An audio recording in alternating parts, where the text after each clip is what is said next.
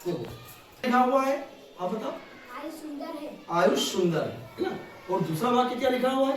सुंदर लिखता। ध्यान रखना। अब यहाँ देखिए कि आयुष जो है वो जो आयुष है ये एक क्या है? आयुष क्या है? संज्ञा है ना। यहाँ भी आयुष संज्ञा है, ये आयुष क्या है? संज्ञा है ना। यह भी आयुष क्या है? संज्ञा। ध्यान रखना। और ये सुंदर जो शब्द है ये क्या शब्द है? कौन सा शब्द है? विशेषता वाला शब्द है, विशेषता वाला शब्द है। ये जो सुंदर है ये विशेषता बताने वाला है ना। अब यहाँ भी सुंदर है और यहाँ भी सुंदर है। अब यहाँ लिखता शब्द है, ये क्या है? लिखता। ये क्रिया है, ये क्या है? क्रिया है।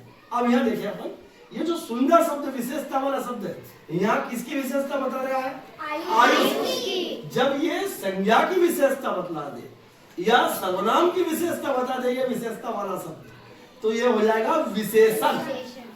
और ये जो सुंदर शब्द है, अब ये आयुष की विशेषता नहीं बता रहा, आयुष सुंदर लिखता है, ये लिखना क्या है? क्रिया है। ये जो सुंदर शब्द है वो लिखना है, वो उसके काम की विशेषता बतला रहा है। ये सुंदर शब्द जब ये विशेषता वाला शब्द जब क्रिया की विशेषता उसके काम की विशेषता बता देता है तो वो क्या हो जाता है? क्रिया विशेषण। ठीक है ना। अब देखो यहाँ देखिए अपन, ये जो है ये यह है, यह क्या है?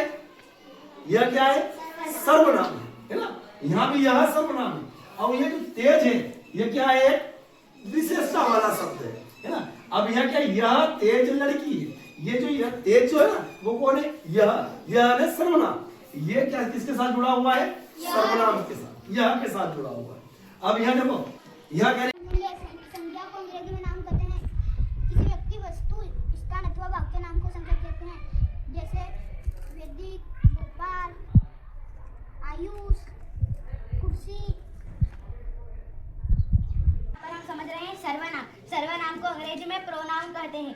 जैसे संज्ञा के स्थान पर आने वाले शब्द को सर्वनाम कहते हैं। जैसे यह, मैं, वह, कौन, हम।